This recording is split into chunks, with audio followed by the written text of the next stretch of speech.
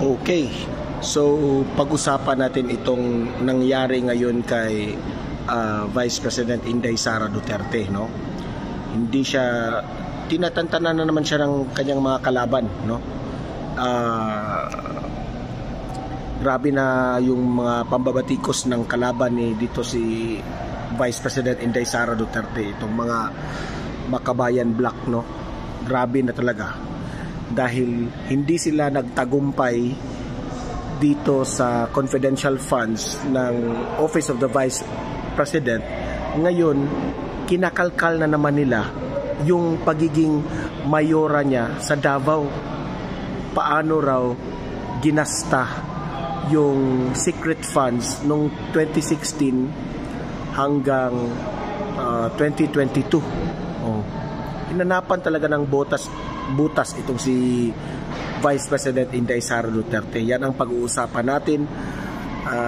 Pero bago ang lahat, help me na i-like at i-share itong video natin sa Facebook at sa YouTube para kakalat ito sa taong bayan. Okay? Sabay-sabay tayong mag-like and share. 1, 2, 3, go!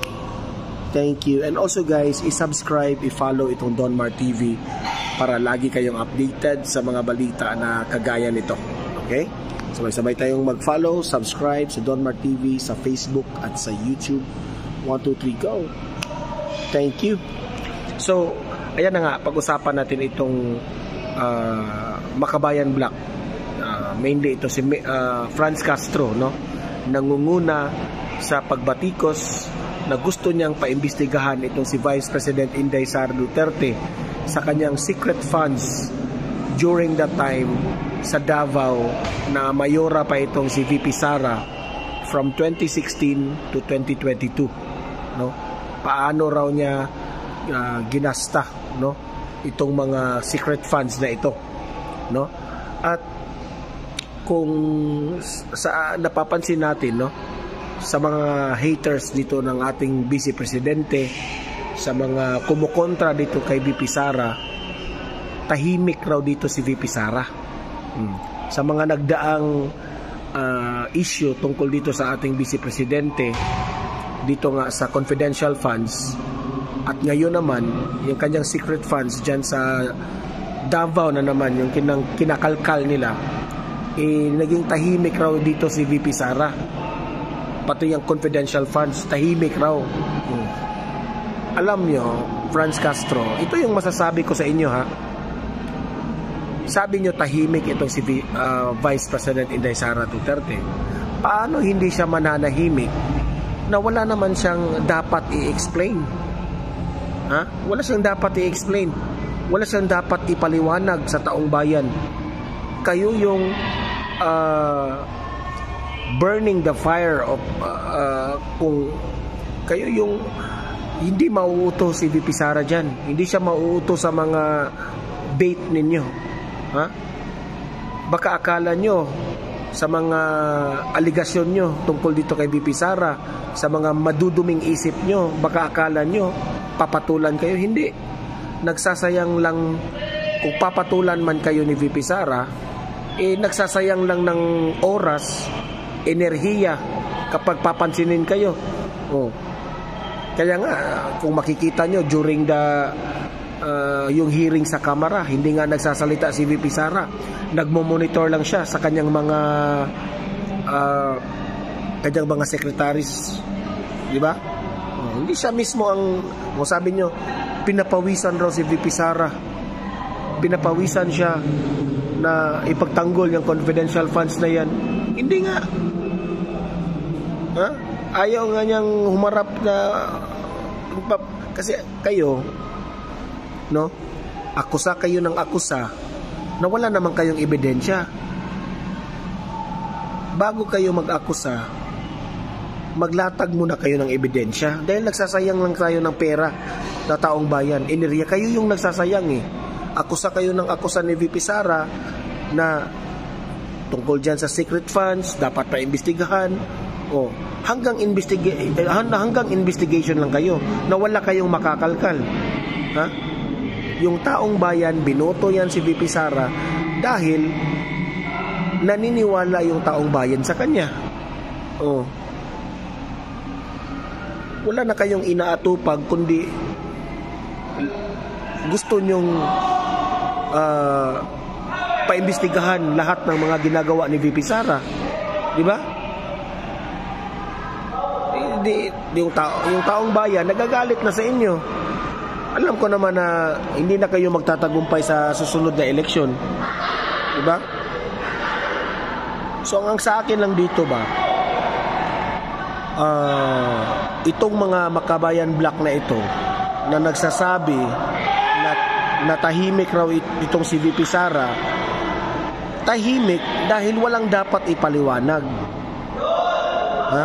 Gusto nyo kasing mag-ingay si VP Sara para sisikat kayo. Yan kayo. Gusto kayong mag-ingay kasi hindi na kayo relevant sa upcoming election, no? Ang kasikatan ni VP Sara, yung kasikatan niya nakukuha niya sa mga magagandang ginagawa niya. Kung kayo babanatan niyo si VP Sara para sisikat kayo, ha? Sisikat kayo sa pagiging laging nagbabatikos sa kasamaan. Okay? Yan ang masasabi ko sa inyo. Medyo maingay dito guys kasi nandito tayo sa Tarlac Aquatic Center, no, yung SEA Games, yung ginawa ni former President Duterte. Ito yung pinatayo ni world class na athletics stadium at saka itong swimming, no. Nga, nagpapasalamat tayo kay Duterte na meron tayong world class, no, ito. Nasa ground floor tayo nagsi-swimming yung ating athletes. Maraming salamat Presidente Duterte dito sa Aquatic Center, no. So ayan, controversial na naman yan. Halos na lang every month, every week merong issue kay VP Sara. Meron silang ibabato, no? Kasi ngayon pa lang gusto nilang masira si VP Sara dahil takot na takot sila. Kapag hindi nila ito babatikusin, baka mananalo na naman itong si VP Sara bilang presidente ng Pilipinas. Yan ang ikinatakot nila. Kaya nagsimula na silang nagluto ng mga niluluto nila yung gusto nilang gawang kasalanan itong si VP Sara. Kaya ako nabubwese talaga ako sa mga mukha na yan sa kanila. Noon pa yan sila, dekada na yan silang makabayan black na pasaway lang talaga sa gobyerno. Diba? Alam naman natin kung ano yung kanilang mga ginagawa dati. Diba? Meron naman talang mga taong bayan natin na nadadala dito sa mga paninira, itong mga oposisyon na ito. Meron naman, pero ito yung masasabi ko. Ha? Kung kayong mga naniniwala dyan sa Makabayan Black, ito lang masasabi ko. Dapat bang paniwalaan itong sina Castro, Raul at itong si Arlene Brosas? Dapat ba itong paniniwalaan natin na kung iisahin natin ang kanilang record, ha? May matuklasan kayo, no? Na hindi maganda. Try to research them kung anong kaso nila. Yan ba ang ating paniwalaan? Ha? Yan ba ang ating paniniwalaan itong mga taong ito na bumabatikos dito sa ating Vice Presidente? At isa pa itong si Risa Hontiveros. Naghihintay laman ng mga batikos. Meron din siyang opinion. Ay, pera yan ng taong bayan. Kaban yan ng isauli ang dapat raw deserve ng taong bayan mag-explain. Ganun yung palabas ni Risa Hontiveros. Sa akin naman ba, ano bang dapat i-explain ni VP Sara? Magtanong kayo sa COA kung anong ginawa. Okay? Alam nyo na walang kasalanan ito si VP Sara. gusto nyo lang lituhin ang isipan ng taong bayan. Gusto nyo lang ilinlang, i-mislead ang taong bayan na parang magmukha na, ala, grabe pala ito si VP Sara, gumagawa ng mga secret funds, confidential funds, o yung mga ordinaryong tao na hindi alam yan tungkol dyan, akala nila si VP Sara nag-corrupt ng pera. Pero kaming mga vlogger na marunong kaming mag-analyze, marunong kaming mag-research, hindi na kami mauuto dyan.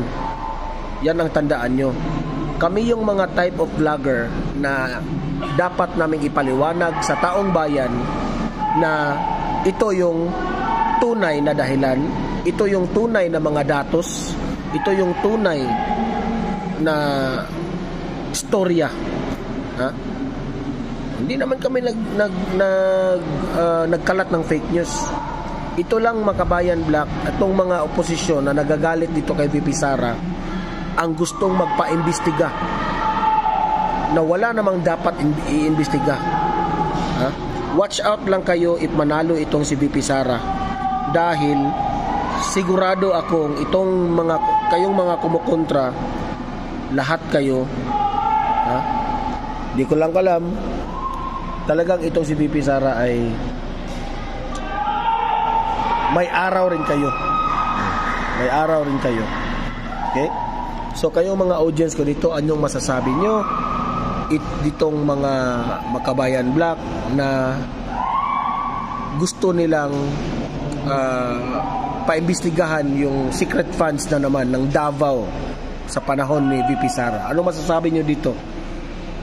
Ano kaya yung layunin ng mga taong ito? Ano bang gustong iparating nila dito kay VP Sara? Mag-comment, mag-react, at babasahin natin yan ang inyong opinion. Okay? I-like, i-share itong video natin guys sa Facebook at YouTube para kakalat nyo sa taong bayan. Subscribe, follow Don Mar TV para lagi kayong updated sa mga balita na kagaya nito. Okay?